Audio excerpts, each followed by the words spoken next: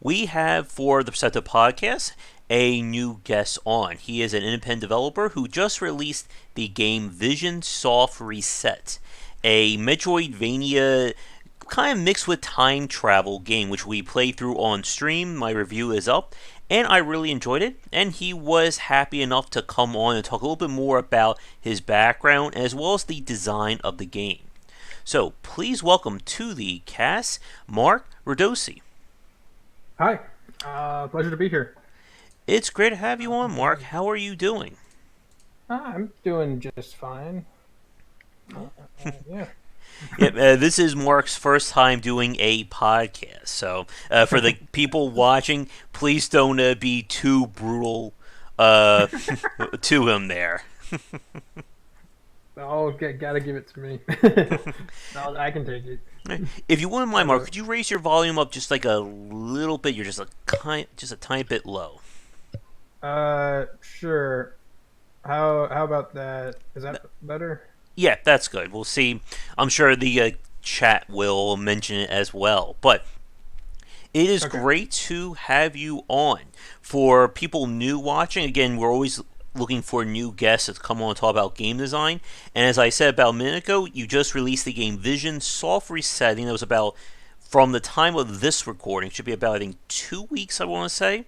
But I really did enjoy it. And like I said, thank you so much for agreeing to come on and talk with us. Yeah. Thank you. Um, it was actually released, I think, like 3 weeks ago. Okay. I released it on Steam, I believe, on the 16th. No, that'd be 2 weeks ago. So I guess, but like 4 weeks ago, I actually released it on itch.io and Game Okay. Jolt first. There was like some weird problem with like Steam version that like I didn't anticipate, so that took 2 more weeks to get through. Okay. But it is great to have you on, and like I said at the start, we're going to be talking about the game as well as some general thoughts on Metroidvania design.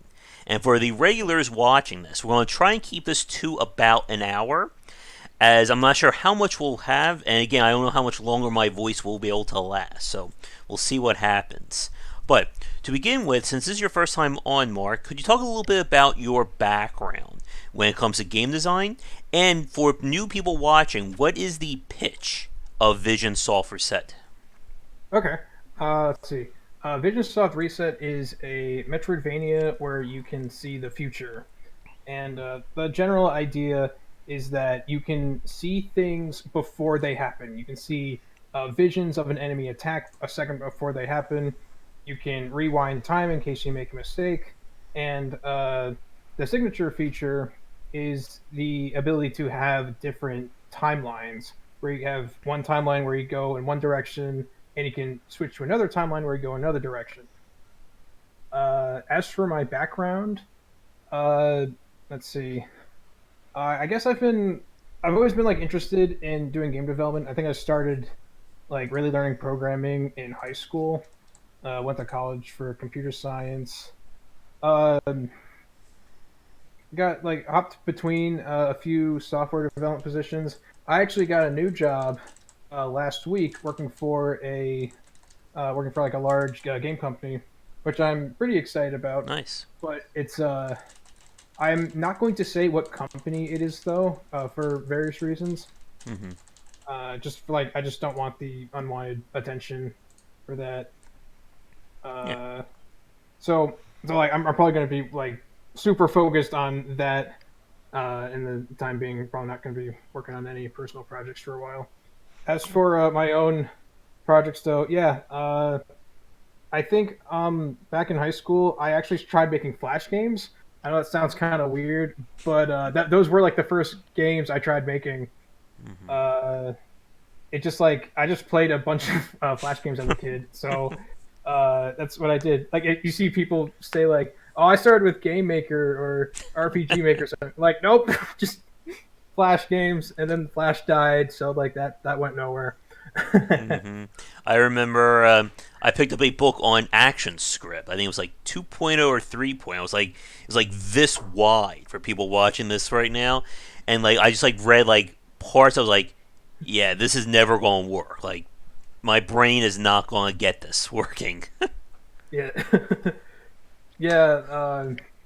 Programming. It's been a long road. It's like I know so much more about programming like good coding styles than I did like way back years ago. But like when I look at coworkers and just like things I see online, I'm like, there's still so much more I need to learn. So like, it's just a big process. It never ends. I think that's the one thing everyone can agree on when it comes to learning game development. Yep. As for Unity, which Visions off Reset was made in, that was actually my first time using uh, like a different engine. Like I've used like frameworks before, tried making like Flash games, like tried like doing C++ from scratch and stuff. Uh, but like Unity was like the first time I used an engine. I think like I started the game as my first Unity project, which was really stupid, by the way. Don't do that. I started that actually in my in my last semester of college. I just worked on it like after I graduated up until like a few weeks ago. Nice. Oh, oh, guy in the comments. My first paid job was an ActionScript coder in 2000. Nice. It's real good. Wish I could have born a few years earlier. But I guess a question for you: was Vision Soft Reset kind of like your first game, or did you work on other projects? Uh, I've worked on a bunch of projects before. Vision Soft Reset would be the second game, like good, like serious game I released. The first one is a free. Actually, it's also a browser game, but just written in JavaScript with the Phaser framework. And that game was called Cartesian, and it was just a simple puzzle platformer. Okay. That's actually where my icon's from. I forgot to change it. But with Vision Soft Reset, I guess one question I'm curious about: how long did you spend working on it? uh, a little over 3 years, I'd say. Kind of on and off. It was never Okay. like my full time thing, just something I did in my spare time as a hobby. So like sometimes I was working out like every day, and sometimes it'd just be months before I touched it. But that all changed when I received the offer for the job I have right now, and it's like, well, if you work for this like game company, you can't really release any of your own game projects because of conflict of interest and that. I was like, oh shit, gotta finish it right now. So, oh yeah, if you played the game, oh you said you did, and like if it felt rushed toward the end, it actually was secret. But Uh, I did the best I could, and I'm still really happy with how it turned out. Yeah, definitely have a few questions for you regarding the design, and for anybody new watching this right now, or for anybody watching this, I should say, we will probably get into some brief spoilers about the design of the game later on in the cast. I'll give you guys, I guess, the flashing spoiler warning when we get there. But yeah, very interesting. And we're on the game like part time, on and off. Like you're definitely not the first developer I've spoken to who's gone that route. I guess Mm-hmm. this is the kind of question I've been wanting to ask someone who's done that, but I'm not sure. This may be a little too big for this cast, but in terms of, I guess, keeping focus, like, did you have like any strategies in terms of like kind of working on the game and kind of like a game plan in terms of how much to work on at any given time? All right. This might not completely answer the question, but I will say my focus was actually really bad in that I worked. I was like too focused on the game and not focused enough on my actual like real job that was paying me money, and that like kind of got me into trouble for like the first like year or so after college. But like that's like all changed now, and I've learned a lot from that. Uh, but back to like the actual game development. Um, I think it helped that I just enjoy developing a game. It's not like something I feel like I force myself to do. Mm-hmm. It's just something I do because I like doing it. Like because I'm bored. Like what am I going to do today? I'm making this game because I like it. Uh, and I also had like a plan for the game, like in its entirety, pretty early on. Um, a lot of what's in the game was kind of envisioned right from the start, Mm, and in a lot of like text files and scribbles on paper and stuff. yeah.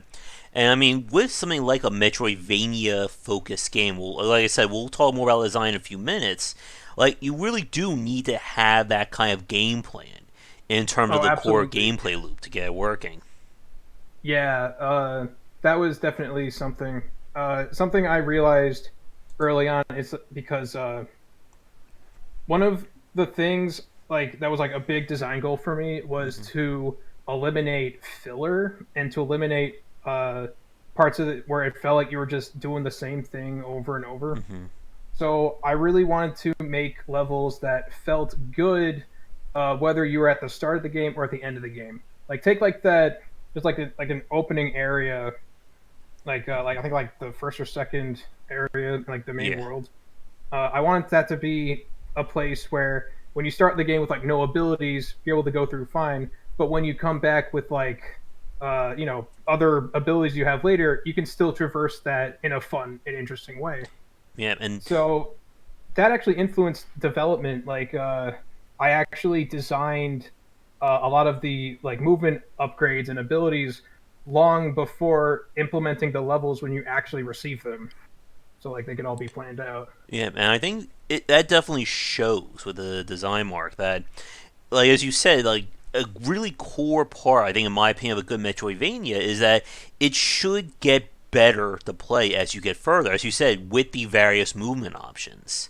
Hmm. And yeah, like some of those powers that you put into there, like I'm trying to think really quickly off the top of my head. Some, but I don't know, like the wall run, for instance. Yeah. Like that was a really good like mechanic in terms of getting the player to go around, and I thought it got some of like the advanced things to find. I don't think I got 100% envisioned, but some of like the hidden upgrades, like you really had to like work to like figure out how to get around to doing it. I'm trying. Hmm. And again, like I'm trying to think of some really strong examples right off the top of my head, and it's failing me.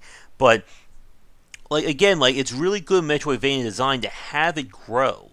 And I thought what was very interesting was that was then tied into the whole time traveling or time rewinding factor. That again, you only have 20 minutes, or I guess quote unquote 20 minutes to go through the game. So you couldn't really go like if you look at the map of Vision Software said, it's nowhere near as big as something like the original Symphony of the Night or even something like Super Metroid. But that's kind of the point. You can't do something that big given the time constraint.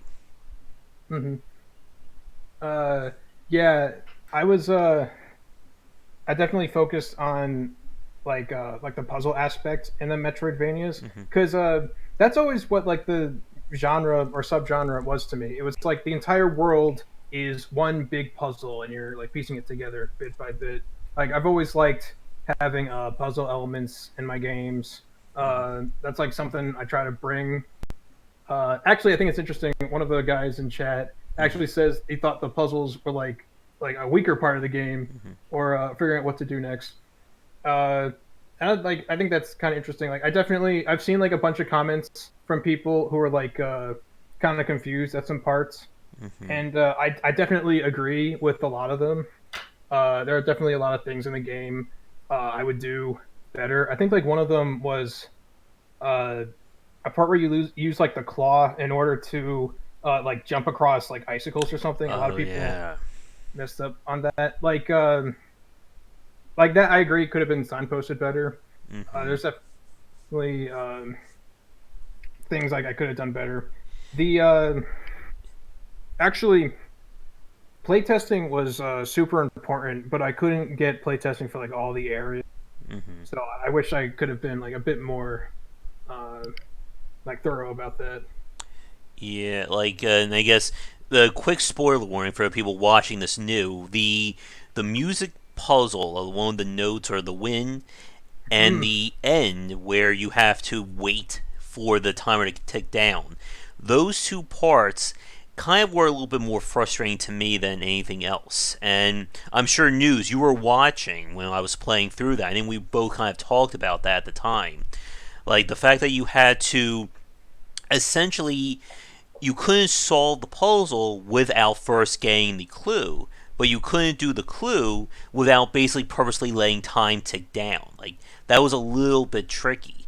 Now the Hmm. icicle part, I don't think I had any trouble with it. Like I found it, like as soon as I saw that when you attack an enemy, it restores or it carries your momentum. It Hmm. wasn't that hard for me, but I think that was just me kind of playing around with all the mechanics like the second we got it. But not everybody would play the game, I think, like that at that level. One of the most fascinating things I found looking at feedback Mm-hmm. was that everyone seemed to have like a different opinion on all the puzzles. There Mm-hmm. were like everyone. I've noticed whenever people said about the game, they say like, "Oh, it was pretty great," except for this part, and that like one part they say that wasn't that great would be different for every single Oh player. yeah. So it's actually kind of interesting that to see what people really gravitated towards and what people didn't like so much, and that's all different for a lot of people. Oh yeah, and that's. Like like you mentioned, you had difficulty Mm-hmm. or like were frustrated with like the whole time aspect of that music puzzle. Mm-hmm. That's actually the first time I heard that. I think a lot of people realized you had to use the wait command during at those chambers or like wait to that time so you don't have to like wait Mm-hmm. as long. Yes, I'm gonna probably out myself and say something really stupid here, Mark. But wait, so can you like actually like fast forward like Oh cost? wait, actually, I just want to get something straight because I Yeah. see something in the comment. Mark, did you do art too? I did not. All Okay. the art was done by the sprite artist Aaron Johnson. He's really good, Mm-hmm. really awesome. He's done a lot for me. Go to him if you need art and like pay him really well because he's great. But anyway, back to what you were saying. Yeah, like, is there an actual function to cause time to like to speed up time or make time like an actual wait command to force it to go forward? Yep. Really? Because I think I must have completely missed that option. Because I actually waited like the whole like again the people watching us right now who watched that play, we actually just like waited for time like at those. Oh, oh no. Yeah, Oh. yeah, no. There's when you go to save, you have the option to save or like to cancel, and you also have the option to wait until like a certain time. Oh. So like that's what it was for. Again, like a lot of people like don't feel bad about it.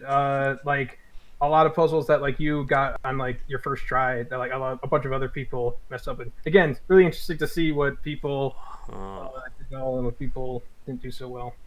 Yeah, I completely missed that. I think that that would have made that part tracking it as I feel bad, feel shame. Just start saying Don't do that. shame. The I think like again some signposting would have been better. Mm-hmm. I always think like it's really interesting when you see like a bunch of like amateur game critics on YouTube. I see kind of annoy me because they all say the same thing. They're like, I don't like tutorials. I don't like being told what to do. It's Mm-hmm. bad." But like when you don't do that, then Yeah. people get like really confused, and it's really like pretty challenging to uh, get a point across while Yeah. still having the player feel good about Yeah. solving it. Oh But yeah. yeah, And something I learned. Actually, one thing I learned uh, about like puzzle solving that I didn't know before was that it's players tend to struggle a lot more with puzzles if they're also trying to like do like an action thing at the same mm-hmm. time. So like before, I would try to have like puzzle elements in the bosses, Mm-hmm. but like people were like really struggled figuring that out because like they're trying to Yeah. dodge stuff at the same time. Mm-hmm. But like I just didn't realize that at first. Yeah, like action, or I like to call them like environmental based puzzles, are very cheap. Which is not create a mini black hole, yeah. But yeah, like environmental puzzle solving like that is very challenging to do, like in any genre, because you always run that issue of, am I actually doing this right? And Hmm. I'm just not, and I'm just doing, and there's something I'm missing, or am I doing it wrong, but I think it's the right thing? And like that's a oh my goodness, that's like an hour and a half talk right here if we're not careful just on that Oh yeah, yeah. element. But yeah, it's very tricky to get that right, especially again when you're throwing in these kinds of various powers and abilities. And speaking of, I thought the final boss of the game was very interesting when you gave the Mhm. boss like his own time power and kind of having to fight somebody similar to you in that regard. Cool. Yeah, that was actually very hard to program. I But bet. yeah, glad you liked it. That's probably my favorite boss as well. Hmm. I did like the idea of that. Um, oh, there's someone in chat. How did you plan the puzzles? Yeah. Uh, let's see. So again, one thing I said at the beginning was that I really want to give the player something new to do, like all the time. I didn't want to just repeat the same things. So I wanted to make sure the puzzles were like different in Hmm. like every time. And I also like had this thing where like I didn't want to do like cliche puzzles. Like I wanted to see if I could make a game without like a block pushing puzzle. And as for like where the inspiration came from, I tried to have puzzles use like the time tree mechanic in some way. So like the music puzzle was with like the waiting for the wind to happen. That was inspired by that. I Hmm. think my favorite puzzle in the game is actually a really simple one in the beginning where there's like a heart underneath a platform Oh and yeah. you need to destroy the platform to get the heart. But if you destroy the platform, then you can't jump off to an area you need to get to. And like if once you figure that out, you actually have to like rewind time before you destroyed the platform because otherwise like you're like just leaving the room and coming back, that's not Yeah. going to bring the platform back. You No. actually have to like rewind time before it happened. So Hmm. like I really liked just like the simplicity of that puzzle, the way it like kind of subverts expectations for that. um Hmm. and like so like as for where I get the puzzles from, it's inspired by the mechanics. uh just stuff I think that would use the mechanics in interesting ways. I try not to repeat stuff, Yeah. and I just try to do something that's like interesting. I don't want a puzzle to be like hard. I'd much rather have it be interesting. Hmm. Mhm. And like speaking about like the mechanics, I just want to clarify a point that with Vision Solver said, this is kind of like your first time making a Metroidvania game. Is that right? Yes. Yep. And I mean, I just want to say, I think the chat and the people who watch can agree that as like a first time making a Metroidvania, definitely hats off to you with Vision Software. I mean, even though we do have some nitpicks, I think as a whole, I thought the game was really well designed. Thank you. Yeah. Uh, yeah, this was it was my first time designing one, but I've always liked Metroidvanias. I've always wanted to design one, Hmm. so like I guess I've just always had it in the back of my mind. Although, like not the whole time travel thing, but I always knew I wanted to make a Metroidvania. Hmm. And I think Dragon may have gotten here a little bit late. So just to clarify, Vision Software Set is your second full game or your second Yep. release game. Yeah. Second game. First game was just a puzzle platformer. But yeah, again, it's very hard, like, uh, to get like I've seen developers who've been like fully developed or fully established still have trouble kind of getting the ins and outs of Metroidvania design right. Hmm. And yeah, like as News said, if you get that direction in there in terms of getting everything more, getting that focus, it would have been almost like a near flawless game there. Yeah. Yeah. There's something about Metroidvanias that I think like I've seen some developers maybe not really understand. Like I've seen people use like the whole get an item then go somewhere else as Hmm. a way to like pad out time, but not really much more interesting else. Like run across this hallway, get an item, then run back across the same Hmm. hallway, And and open the door. yeah, yeah, and then like go back. But like I always wanted to like do something more than that. Like again, like I don't want people to be bored. I always want people to be doing something else. So like I tried a lot to like make the map really compact. Every room having some purpose. Like maybe maybe not like a new enemy every room because that'd be a little overwhelming. But like every like room has like a reason to be there. It's not just to pad out time. And every Um, power having some kind of impact on the yeah. gameplay loop going forward. And Draken asked, what engine did you use? That was Unity you used. Oh yeah. Oh yeah. I can. Oh yeah. There's a bunch of questions. Um, let's see. Have you marketed the game and how? Not really. No. uh, again, I was actually. It was like the game's release was actually something I had to rush in order to meet like a sudden out of nowhere deadline. So I didn't have the time nor the resources or money to market it. I had to field of $100 to Steam. Honestly, not so bad. I actually paid a lot more for art assets and music, so the 100 just wasn't that big a deal. Engine, yeah, Unity. Yep, and getting back to the design mechanics again, as you said earlier, that actually this leads me to another question for you, Mark. In terms of, like as you said, you planned out a lot of the mechanics and power ups before you designed the levels themselves. In terms of like the actual time travel aspect of Vision Software Set, was that something you wanted to have like right from the beginning when you started designing it? Yes, absolutely. Okay. That was like the first thing uh, I implemented. Uh, sort of like I remember the very first idea I had was the time tree system. That was actually inspired by the movie Edge of Tomorrow. Oh. Uh, it's like where you it's like a Groundhog Day kind of thing where Mm-hmm. you like reset time all the time and you have to like learn use what you've learned to correct your Mm-hmm. mistakes and stuff. And once I thought of that, I was like, okay, so you can see into the future. What powers would someone like that have? And I'm like, well, they might be able to reverse time, like the guy in Braid. Mm-hmm. And I'm like, okay, but like from a developer standpoint, I'm thinking like reversing time. That's really hard to do. So I need if I was going to implement an ability like that, I'd have to do it like right from the very beginning of Oh yeah. development. Uh, and it's a very good thing I did that. I kind of wish I got more experience using Unity before I did that, though, because it kind of ran me into some trouble later in development, but somehow worked. Yeah. Mm-hmm. And yeah, like as you said, like coming up with the mechanics like that first obviously made it work really well from a Metroidvania standpoint.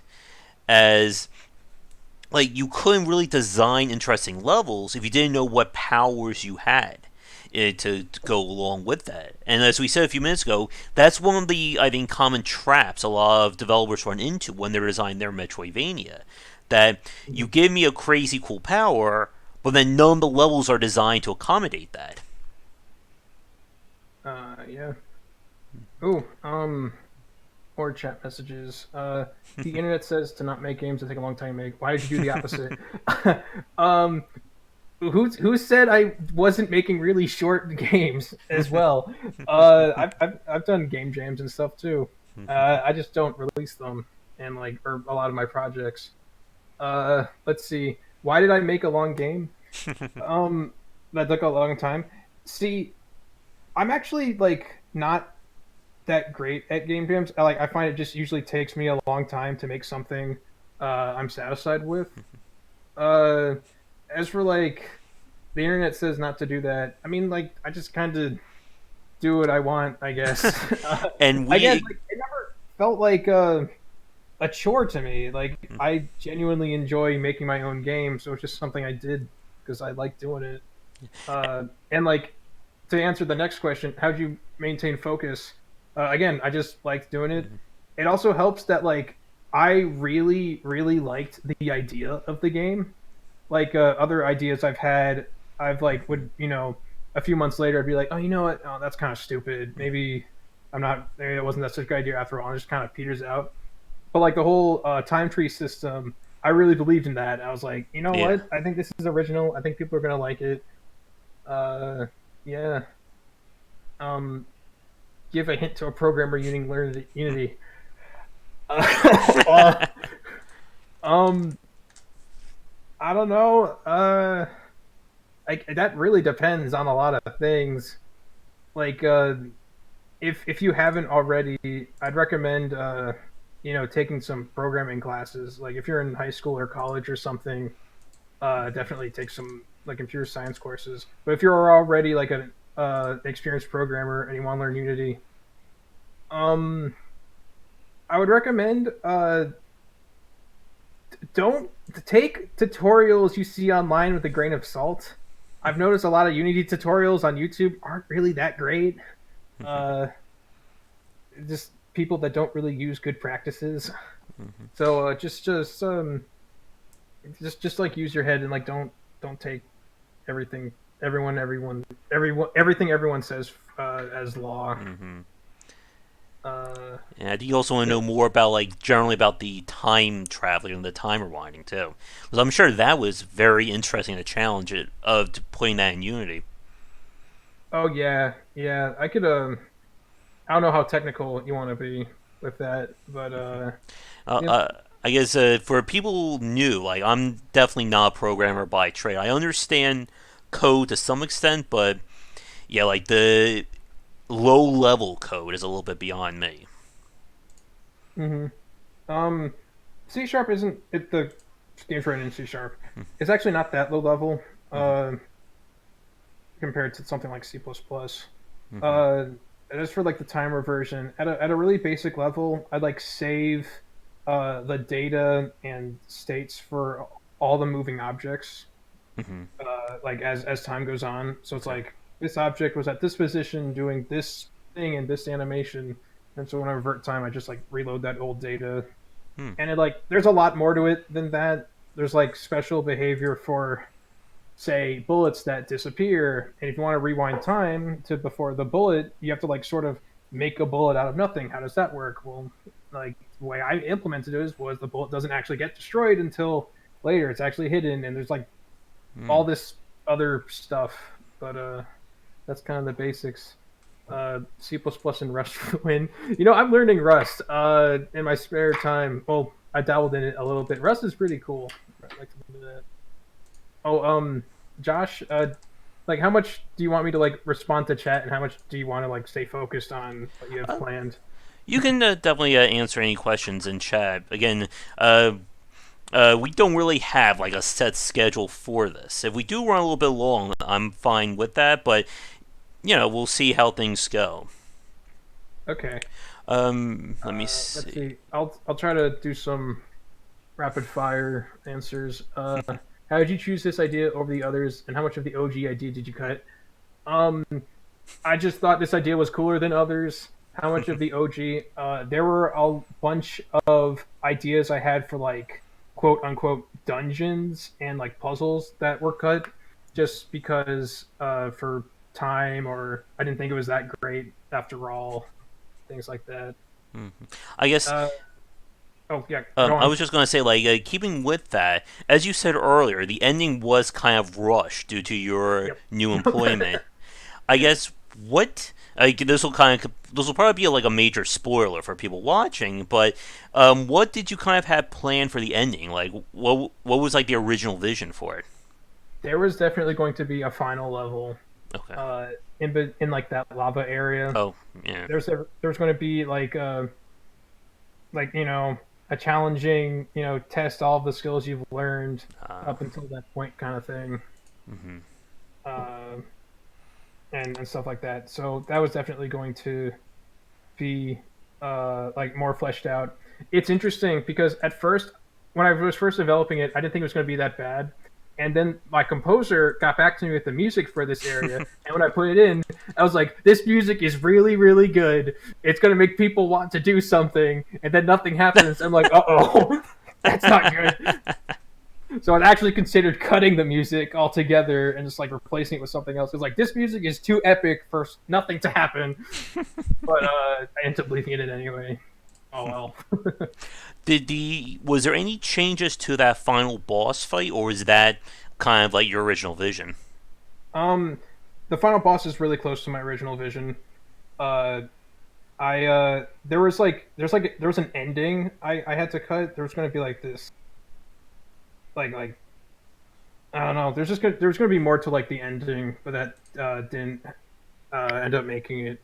Uh, as for the boss, that's pretty close to the way I envisioned it to. When I got the deadline, I was like, all right, your game that's like 70% done, you only have a month and a half to finish it. What are you going to do? And like the first thing I did was the final boss, Hmm. even though I hadn't made the levels up until the final boss, because I'm like, I gotta have like a strong like final encounter thing. So I tried to make the final boss pretty solid that like retained like the idea of what I want to do with it. I kind of wish it had like maybe one more attack or like one or two more attacks, but I think the gist of what I did with the boss was really good. And again, I think it's my favorite boss in the game. I like the time revert stuff it does. I like how it's the way you fight it. It's a little bit different because you have to like drain the phase first. I really like the attack where it just throws you off and you have Yeah. to like get back to it Hmm. to get back to the platform. And I just want to say, if you didn't watch my view of it, I think I found an exploit for that fight too. That Oh, when he I didn't see you fight the boss, uh, and I think I might know what you're talking about. Do you like stun lock the boss? when he Sort does of. that little like a portally thing when he's trying to grab you, when it Mhm. ends and he drops, if you shoot him, he doesn't revert time. So you can Oh, save your charge shot for when he's dropping down, and you'll hit him every time. And that's not an exploit. uh That's a maybe that could have been like polished a little bit more, but like that was intentional. okay, all right, Like because I wanted every attack to have a part where the boss is vulnerable in some way. mm-hmm, all right, It could have been a little bit more polished, but yeah, that was intentional. all right, and And if I didn't say it earlier, I just want to also say about the comment regarding like the whole YouTuber culture. You won't. I don't think you'll find one here in chat or myself that loves YouTuber culture. So I think you're among friends on that front here. I've noticed. Yeah. Oh boy. There's a lot I have to say about YouTube culture and like games and stuff, and not a lot of it is good. We'll say Hmm. Yeah, we'll say that for another time. If you're free in the future, we'll have you back on for that chat. We don't want you to get in that. trouble Hey, before why you not? start your new job there. Okay. Let me see. Anything else? I do have a few other questions, Metroidvania wise. And again, Mhm. chat, feel free to lay us on with the questions there. But one thing that I definitely wanted to ask you about, Mark, and it's the ever popular question whenever we use the term Metroidvania, and Ooh. that is, how would you define a Metroidvania game? Because everybody has that discussion. Is it a genre? Is it just a mechanic? What is a Metroidvania? What's a good one? And again, that's 2 hours right there. Yeah. All right. Well, first of all, I'm going to say I don't really like it when people like play a game and it's like an adventure kind of game, but people are like, that's not really a Metroidvania. And like, if the game's fun, like, who cares? You know, like I really like Cave Story. That's an easy example, and I think that's a great adventure game. But people are like, is it really a Metroidvania? I'm like, I don't care. Like, it's fun, you know. Um, The as other as question, are games art? Let's throw that our one out there games art, too. I mean, like if you want to like go nitty gritty into the technical definition of art, like I don't know, but I definitely think I put a lot of like my own creativity and my own like personal experiences into the games. So in that sense, I think it's pretty similar to art. Uh, as for what makes a Metroidvania, um, I'm gonna say what I really like about Metroidvania. I really like, again, the puzzle aspect. I really like when you get a new ability that's like a significant addition Hmm. to how you can interact with the world and how you can move. When you get something that's not just like you know, like a number boost that like lets you actually explore a bit more. That makes you go like, oh, let's see what I can do with this. Like a lot of people associate backtracking with Metroidvanias, but again, I associate more about with puzzle solving than backtracking. Even though that's like, you know, kind of like something that is sort of required for that. Uh, let's see what else. Yeah, it's kind of the world as a puzzle. That's just how I see it. I think that might not be how other people see it, uh, but I don't know. That's what I like to think of it as. Uh, And yeah. News is throwing double contradictions in the chat, just to confuse us all. I think Wait, what? he's throwing What a do you say? negative contradictions. Games can't not be art. Artwork. The game has artwork, so that must be art. Sure. Yeah, I guess so. Um, Yeah, and I think, like as you said, like the puzzle aspect, that again, the growth, I think, is a major part of Metroidvania design. For people watching us, we did a live stream where I went through. I have hair that must be hair. We did a live stream of Super Metroid, where I played the game from start to finish. I think it took 3 hours and 1 minute because I missed the good ending by literally 2 minutes there. oh, dang. And like again, very compact game. It's again, it does I think what it set out to do, and I think that's a major part. As you said, it's very easy to pad out Metroidvania design. Again, Mhm. you need to get a key. I get the key. Open the door. I need to get another key. There's another door. We'll repeat that for the next like 5 to 10 hours until you get to the end. And yeah, like I this is going to be one of the questions. I think I already know some of the answers to it already. But what would Okay. be some of your favorite examples of Metroidvania design? Okay. Um, One of my favorite Metroidvanias is a somewhat obscure indie game called An Untitled Story. Uh, it was actually made by Matt Thorson, the guy that made Celeste. Uh, but like years ago, he made a freeware game called An Untitled Story. A really simple game. Looks like it was made in MS Paint. Probably was. But I really like it because I think it did it did a lot of things that I really like about Metroidvanias. It has the abilities, and like each ability gives you like a new like challenge to overcome. Like you have the ability like jump, double jump. You can like hang from ceilings, and you can like move across those ceilings, and like that adds to the platforming challenge. Another thing I really like about it is every screen of the game is completely different. Uh, like again, looks like it was made in MS Paint, but because of that, he hand drew every screen, so every screen looks different. It always feels like you're making progress. It always feels like you're moving to a new area, to like a new place, and it just got like a lot of fundamentals right. It just doesn't waste your time. Like if you want to move to like the other side of the map to go somewhere, you just here's a teleporter. You go there. Done. You want to heal yourself? Just go to this like save statue. You heal it, and then you're done. There's no bullshit. You just Mm-hmm.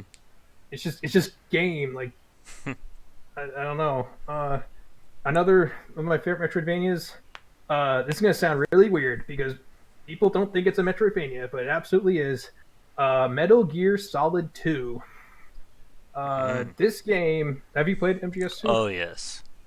That game is like people don't really think about it, but like it really is. Like you start off with like no weapons, and then you got to get like the trank gun, and then you have to get like the coolant spray to, and you have to like disable bombs, and you have to go back to get like this AK so you can get into the guard room. Like that's a Metroidvania. That's how it works. But the reason people don't think it's a Metroidvania is because the backtracking is so well done that like you don't even notice it. It's just like you're always going somewhere new. You're always You're always like on task essentially. yeah, and it's always different. The like sometimes when you go through a level, sometimes you're just experiencing it for the first time, and you're like you're trying to figure out how the guards work, and you don't have like that many weapons. Another time you're trying to like is there's like a timer and you have to go all the way back, but this time there's a timer and you have to do it fast. But you also picked up some more weapons, so you have like a better way to deal with enemies. And then other times you have to like disable a bomb, so you have to like find it and like make sure you're safe for like a few seconds instead of just like rushing through the level. So like it's all like different ways to experience like the same rooms. And there's just like a lot of really clever stuff the game does. Like in those struts in MGS2, you have like a large area and like a narrow area, then a large area, and then like a narrow area again. Like that's really good variety. Uh, it's replayable. It has like different paths you can take. You can either go like clockwise or counterclockwise. Hmm. It's so good at what it does, and like people don't see it as a Metroidvania, but Yeah. I do. I think it's one of the best. Yeah. And I think it's very interesting because again, I don't think of it. I didn't think of it as a Metroidvania either until you started talking about it. And I never played an Untitled story either, so you got me on that one too. Yeah, I think an Untitled Story is kind of a tough sell. Again, because it does look like an MS Paint game, and the Hmm. music's really terrible. It's just all MIDI's. uh, Matt Thorson keeps trying to make music for his games, but it doesn't work out because he's really not good a composer. Uh, but no, but like the game itself is absolutely. Oh, Uh, great. Let me see. How are we doing for time? Trying to think with regards to Metroidvania design. Is there anywhere else to go with it? I guess here's a question: do you consider like a third person, well, kind of with Metal Gear Solid, but do you consider like third person like action adventure games to be Metroidvanias, or do they have just Metroidvania elements to them? oh, sure, yeah. I don't see why a Metroidvania has to be 2D. Yeah. Again, MGS2 is certainly a third-person game. Yeah. And again, there are people who will argue that point to the death. The same thing as what's a roguelike or a roguelite. And that's just a grammatical annoyance for me at this point, especially with my Yeah. voice going in and out. I mean, again, I haven't really put much thought into like what Metroidvania is because, like, again, I don't really care what the hard definition is. Like, if is the game fun? Like, is it engaging? Like, that's what I care about. Hmm. Now, going back to Vision Software said, I noticed that there's a lot of secondary powers in the game, like the ability to, I think, track resources. You can improve your shot. You can maybe go from an alternating to just a double shot, stuff Mhm. like that. I guess in terms of those balances, like, what was your approach to like those kinds of secondary upgrades that weren't, vital to beating the game? Um, this was actually sort of inspired by an Untitled Story as well, where like a lot of where that game also had a lot of secondary abilities that like altered the game but like weren't required. Mm-hmm. Uh, my original idea was, uh, like games like Super Metroid, they have like weapon upgrades that like just increase your weapon supply. I'm like, let's try to be a bit more creative than that. Let's try to have an ability that like actually, uh, like, changes how you play the game, and that or like that looks different. That turned out to be like really hard to do because it's a lot of work to implement a new ability, and balancing it was also pretty tough. Um, let's see, like I didn't want like, oh your bullets do more damage. Like I thought that was lame, so it's like okay, well instead of shooting one bullet, you shoot two bullets. But then it's like okay, well you just doubled their power. Is that really balanced? Is that really a good idea? Like oh, maybe not. So that's where the alternating shot came from.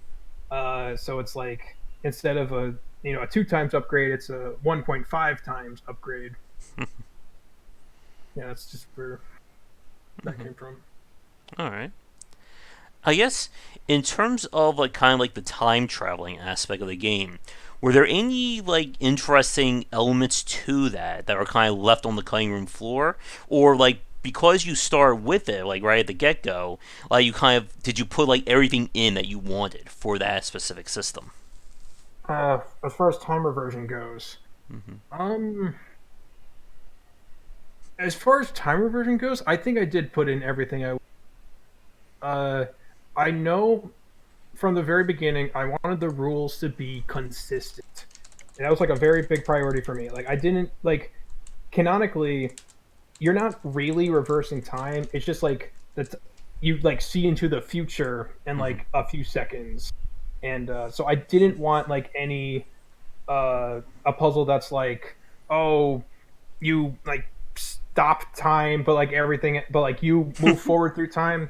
Like I didn't want anything like that because I wanted the rules to be consistent. I want you're seeing the future, you're not going backwards in time, you're not like going forward in time while everything else is going backward in time, like nothing like. No And I think the like consist, cross-eye effects going on there at time yeah, manipulation. nothing like that.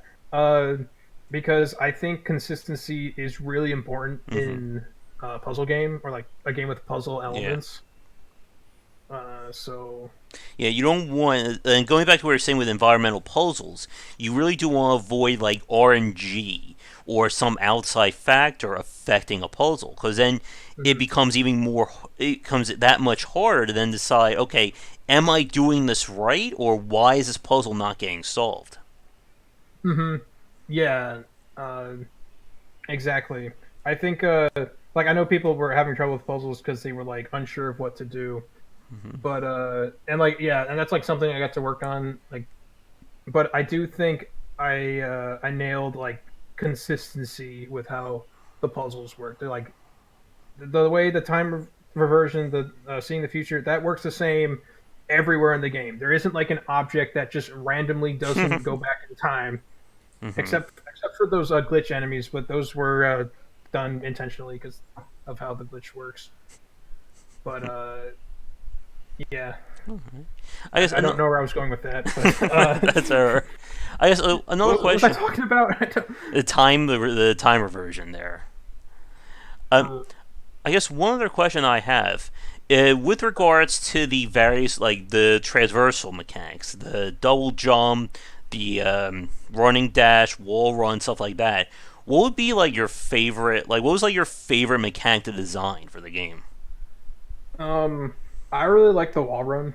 I think that was definitely I saw something because like I wanted to implement like a wall jump thing because I really like wall jumping in games like Super Meat Boy, but I Mm-hmm. also want to be a bit more original than that. So that's where the wall run came from, and the wall run I thought was pretty fun, but actually went through a couple iterations because I like when I brought the game to like a meetup in my area, uh, and they tried out the wall run, it was like they had a lot of trouble with it, Mm-hmm. and so I had to like rework the mechanics to make it more intuitive, but also not overpowered. Yeah. So like that was definitely something I felt really helped. And I think the wall run ended up becoming a favorite mechanic of mine. And I also really liked that you can combine it with other abilities. Like if you wall run and then like dodge into the wall, you can like do the wall run again Yeah. and like combining it with the speed boost. That was actually inspired by Shantae and the Pirate's Curse. Because in that game, it's like a Metroidvania sort of. We're not having that conversation, but it's like you get a bunch of abilities, but instead of like switching out abilities so you have one at a time, you can actually combine those abilities. Like you can run really fast, that's one ability, and Mm-hmm. you can glide, that's another ability. But then you can run really fast and glide at the same time, and Mm-hmm. that lets you like run, jump, glide, and get like really Yeah. far if you combine it. So I'm like, that's really cool. Let's try to have abilities that like kind of work together. So I tried to make a system where there's like no, radial menu where you select one ability at a time. A bunch of abilities like work together. And they're all tied to different commands on in the UI as well. So you don't run into that issue where you have five mechanics tied to, let's say, B, and Mhm. it's very easy to hit the wrong or trigger the wrong one based on what's going on. Yeah. Oh, actually, there's a comment in chat. How was the maths for you, Mark? Some of it looked full on. I don't actually know what you mean by that. Yeah, I'm not sure. uh, but that's like the second time I saw this question. Hmm. I'm sorry, Mike. I don't really know what you mean. I'm sure he'll elaborate though in the next minute or so. There's a like, I think a good like 5 to 10 second delay in terms of the podcast. Oh yeah, yeah. The stream Um, delay. but yeah, being able to combine the powers like that was also very interesting. I mean, one thing that I like, I'm not sure this was intentional or not, was before you get the double jump, when you press, if you do a charge shot while you're aiming down, it propels your character a little higher. So you could use it as kind of like a mini double jump at the start. Oh yeah, yeah. That was intentional. Hmm. Um, that was a way, just like to have like some neat little bonus shortcuts. and I thought that would just be like a fun little thing to add. But that actually kind of backfired a little bit. I had some players figure out the charge double jump thing really early Oh on, yeah, I did that too. but then they were like they would come to some areas in the game where it's like, how do I get through this? hmm Oh, I must need the double jump thing, but like you really don't. But that ended up just confusing them a lot. hmm So I don't really know how to feel about that. I like again is the little bonus abilities you can do is something that a lot of Metroidvania fans like, but I think that's also really at odds with the puzzles in the And game. the So progression as like well. yeah, so I think like if I make another game that's like a Metroidvania or something similar, like I gotta make a choice. Do I want to make it more puzzle focused, or do I want to make it with like a bunch of secrets and like Yeah. secret like tricks and stuff? And I think that's a very interesting point there, Mark, especially when we compare this to like the speedrunning aspect of the game. Hmm. Speedrunning in general, Metroidvania, like going back to Super Metroid, I'm sure everybody watching this at this point must have watched at least one of like the AGDQ Metroidvania, Hmm. Super Metroid speedruns. Oh yeah, And I love those. Those are really fun to watch. yeah, and one of the fun parts about that is that there are so many ways you can break Super Metroid, or break any of the Metroid games, due to how, I guess, deep the mechanics are. Like wall Hmm. jumping, for instance, is a really good example of that. Like for the people who watched, like when I played, or probably as a better example, watched like the GDQ runs of it, you can really sequence break that game Hmm. by doing correct wall jumping. My favorite example, one that I could never do, was the wall jump to get to Ridley before you get the screw jump power. And like, Hmm. I still am amazed that they were able to get that working. Yeah, that's pretty insane. And again, like Uh, as you said, like the challenge though, again with the Metroidvania, and even with just puzzle solving in general with these games, is knowing, okay, am I supposed to do this now, or can I do this now, or is there some crazy power I'm going to need, you know, 40 minutes, or I'm going to find 30 minutes later, and then I come back to do it. Because I'm yeah. sure, like, every one of us playing a Metroidvania has gotten to that point where it's like, I'm just going to keep trying to jump, and maybe if I just time the jump a little bit better, I can make Hmm. that ledge. Yeah, that was something pretty challenging to work with, and I still think I could have done it better in Mm-hmm, retrospect. Oh, and he did elaborate a bit more mm-hmm, with like math, mm-hmm. um, sine, cosine stuff. I mean, yeah, there's a lot of math. Fortunately, I'm actually just quite proficient at math, so I didn't really have that much trouble with it. Like, that's definitely something that's really important with game programming is knowing your maths, your trigonometry, Oh, and I'm horrible at that stuff, so yeah. I'll let But you. like, but yeah, that kind of stuff wasn't too hard for me because I'm just pretty good at math. As for coding 3D games, I've never actually tried making a 3D game. That's really hard for me to like even visualize, like get a like a prototype down because I can't make 3D assets at all. I have no idea.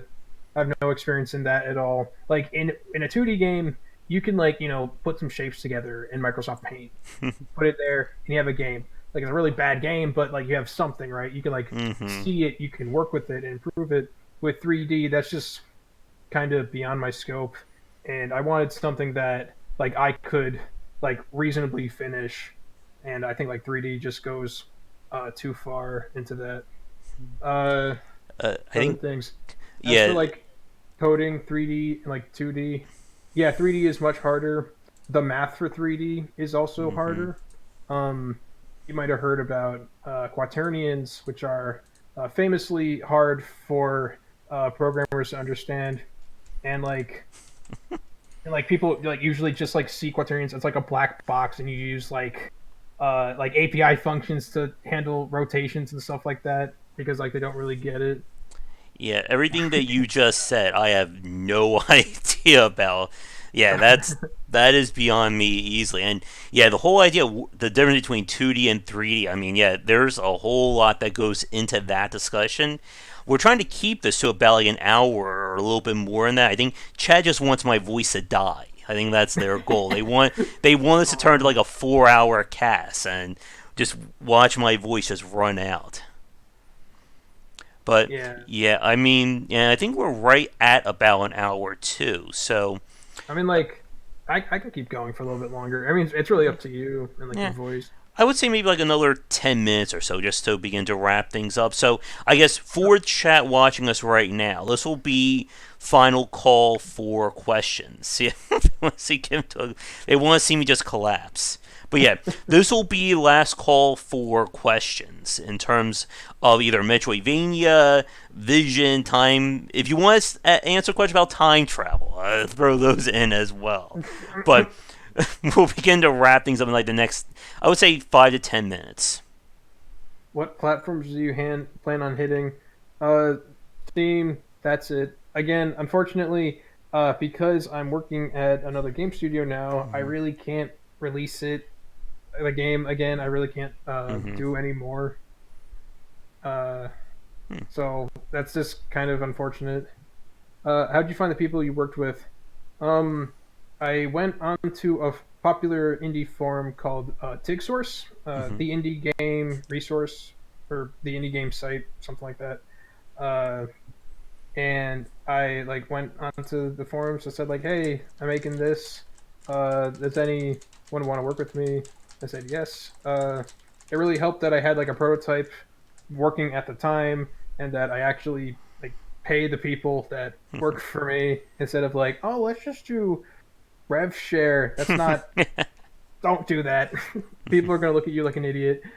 Uh, what are your plans for the future? Again, for the near future, I'm just going to be focusing on my new job because I just really want to focus on that. As for my own personal projects, I mean, like, I'm always going to be working on something in my spare time because, again, that's just what I like doing. I'm not going to be releasing anything anytime soon, but I'm always just going to be fiddling with stuff. My plan or like my idea I have is I really want to make a browser game again, similar to Flash, but like not like an actual browser game with like no plugins or anything, just like pure HTML5 and JavaScript or like TypeScript. And that's because I just think that's something I'm surprised really hasn't taken off. Like people really like having stuff instantly. People really like seeing like images in their Twitter feed really fast. They don't like having to download stuff or like download executables. So like, why not make a browser game where you just have to visit a website and that's it? Um, and I'm actually been. I really want to make a game that's similar to I don't know, similar to Pokemon or similar to Paper Mario. I know it's like way different from Metroidvania, but that's always just been something I've been interested in, and I actually think people would really like seeing that because like it seems like there are a ton of indie Metroidvanias now, but I haven't really seen like a game that's like similar to like Pokemon or Paper Mario Mm-hmm. or something. Yeah, I've been Uh, getting. Ooh, there's my voice again. I've been getting the itch to replay Super Mario RPG, the Super uh-huh. Nintendo one. Oh yeah, yeah. Yeah. Uh, that's Oh what we are currently no! working on is a browser game. Cool. Oh no! New. Oh, you two are going to be stealing ideas from each other now. By the way, in at least like from what I've seen, idea stealing is like not a problem in the indie scene. Like everyone has their own Oh ideas. You yes. don't have to worry about ideas getting stolen. Uh, Sell me a source code. Well, like browser games are like kind of free by nature. I I mean, think he wants the time traveling source code. Yeah, the oh, the time. time traveling source code. Yeah, that's not happening. I'd probably be like embarrassed to show what the code for that looks like. Again, worked on it when like the whole time travel stuff was like kind of started when I didn't really know Unity very. So it Mm-hmm. looks like a mess right now. Mm-hmm. I think I've gotten a lot better as a programmer though. Again, still a long way to go. Mm-hmm. So I I, guess I again, with your job starting, you're not going to be working on new projects right now. But do mhm. you see yourself working with another Metroidvania in the future? Yes, I think so. Maybe in a far off future, but I definitely want to make a follow up to this at some point. Mm-hmm. I do have ideas on how to take like the core concept of Vision Soft Reset and expand it a lot more. Mm-hmm. I do have ideas for like more interesting puzzles, and with that, I also have ideas to like how to kind of fix problems that the original game had, Mm-hmm. and like just kind of improve on that. All But right. we'll see. Ideas mean very little. It's all about execution. That's what Newshark says. That's very correct. Uh, Execution is extremely important. Mm-hmm. Ideas are very important. I'm gonna be like frank here. I don't think ideas are as important as a lot of people seem to be. Like execution is like absolutely king. Like everyone has ideas. Everyone like has something they want to do, but like that really doesn't matter ultimately. You really have to just get down and work on it. Like you can have like a game made from like the worst idea ever, but that's still going to be better than a game that just is never made at all, right? Mm-hmm. So, but yeah, like again, I mean, like that's not to say ideas like aren't important. It's like uh, you gotta like you gotta like imagine that like your idea would actually be like fun and interesting Yeah. to play. You can't just be like, oh, this idea, no one's ever Mm-hmm. done this before, but like, is that actually going to be like a fun game? You have to think about that a little harder. Yeah. And I Uh, think, like, for myself, and again, these guys want me to rant for the next hour because we just had this talk a few earlier that I do think execution is more important these days. Like, I found myself becoming a lot more critical of games just because there's so many games being released.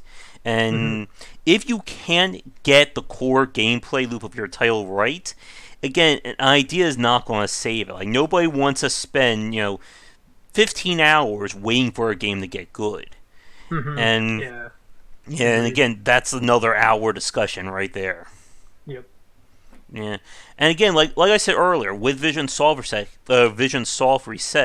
despite like the nitpicks and again some of the issues we ran into, it still has you can see the no pun intended, you can see the vision of the game from beginning to end, and hmm it was enjoyable to play from minute one. And even despite not finding that wave function, it was still enjoyable until the very end. And like we said, like the fact that this was your second full release is definitely impressive and your first Metroidvania. So hmm again, I know you're not going to be working on a game in the near future, but definitely again, hats off to you. And I do say best of luck with whatever's going on with your job, as well as what comes after that. Thank you very much. Yeah, I don't really know what I'm Mm-hmm. going to be doing in like a year or two from now, but Mm-hmm. like I'm always trying to Mm-hmm. improve. Like I'm always trying to like get better. Like I do like seeing what I could have done better and like how Mm-hmm. like I can improve and things like that. Yeah. Uh, And if you're free in the future, if you're able to, I would love to have you back on for another cast. yeah. Yeah, you know what? I think I would. I did enjoy this conversation Mm-hmm. about game design and stuff like that. Mm-hmm. Yeah, So it's yeah, the thing like that I think a lot of people like about these casts is that we get to have these discussions that you don't really get with other, podcasts. Or again, damn the YouTuber culture to hell for everyone watching. what what that went over my head. What did you say? I said, damn YouTuber culture to hell. Oh, damn YouTuber. Oh, I thought you said like Dan the YouTuber. I'm like, who's Dan? What? Damn Should you, I know this Dan. guy? Our idle games are.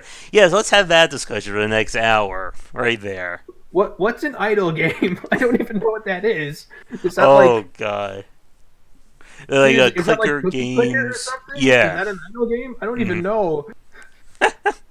Oh, good. We can. Let me regale you with that more for the next 2 hours, and then Awesome. That's what I like to hear. there we go. But we're going to wrap things up here because my voice is dying. I have dinner waiting as well, and again, we could sit here for the next 3-4 hours like it's nothing. Uh, But yeah, I will get you that link to the Discord channel as well when we're done, oh yeah, Mark. sure, sure. And like I said, if you wouldn't mind just hang on for like 30 seconds after we say goodnight here. So, I guess, Okay. do you have any social media that you would like to plug, anything like that now? I have a Twitter. I'll just put that in the chat. All right. It may, YouTube is weird. It may block it, but yeah, go ahead. Go right ahead. Maybe. Oh, there we go. Oh, that like wasn't even right. Let's try that again. it's a, it's my tag, the shark, but there's two Ks. What? It keeps happening. Okay, it's the shark, but with two Ks. That's my Twitter. Um, I don't really post that much, but like that's the only place where I post at all. All right. Yeah, if you wouldn't mind plugging the artist who did the game as well. Oh, the artist. Yes, yes. Oh, I can quickly look that up. One sec, because like he is absolutely fantastic. Uh, if anyone needs like any art stuff, definitely give him a call. Uh, where's that? There we go. That's the art guy. Oh, I guess I could have just done that. All right. Yeah, it was blocked, but don't worry, I can. No, Because okay. I'm misspelling things too. There we go. Gotcha. Shark, he stole your name too. Yep, yep. Mm-hmm. Dun dun Got him. dun. I should probably change my name. The whole Leet Speak name was something I came up with when I was like 14 or something. I Yeah, don't know why I haven't changed it yet. I Oh well. changed it to GW Bicer. I haven't looked back when I'm on Twitter. Yeah, I usually just go by my real name now, just Mark Radocy. Mm-hmm. And then I find that's just something people usually do when they get older and more mature on the internet. Instead of Mm-hmm. like having a tag, they're just like, you know what? I'm gonna own up to what I say on the internet. Here's Yeah, my real name. there we go. Perfect. All right, but I think with that, we are going to say goodnight. Again, Mark, it has been a Mhm. pleasure talking with you. Damn that Dan, the YouTuber, as well, if he's watching this or not. But Gotcha. like we said, definitely best of luck with whatever you're going to be doing in the future. And yeah, if like I said, hopefully Vision Software Set gets out there and more people hear about it because it was a really great game. Yeah. Well, thank you very much for having me. I really appreciate it. Mm-hmm. And yeah, I'd love to join another podcast. That was fun. That was actually more fun than I thought it was going to be. So I really enjoyed that. And the chat didn't rip you apart too much as well. Nah, you guys are good. All right, but with that said, we're going to end things here. There will be a game stream at some point tonight, as soon as I rest, recover, and all that. But yeah, for the people watching this, whether it is live or recorded, be sure to check out Vision Soft Reset on Steam, and my plays and review are also around. But we're going to end it for tonight. You'd like to catch this cast ad-free and early, be sure to check out patreon.com/GWBicer. My Twitter is at GWBicer. Oh, excuse me, my mouth is dying now, at GWBicer. And if you'd like to hang out and talk game design with us, the Discord link is down below. But that is going to do it for this stream. So again, Mark, thank you for coming on, and hopefully we'll be able to talk again in the future. Yeah. Cool. All right. Thanks a lot. All right, so with that said, folks, have a great night and come back for daily discussions on game design here and on game wisdom, where examine the art and science of games. Until then, take care.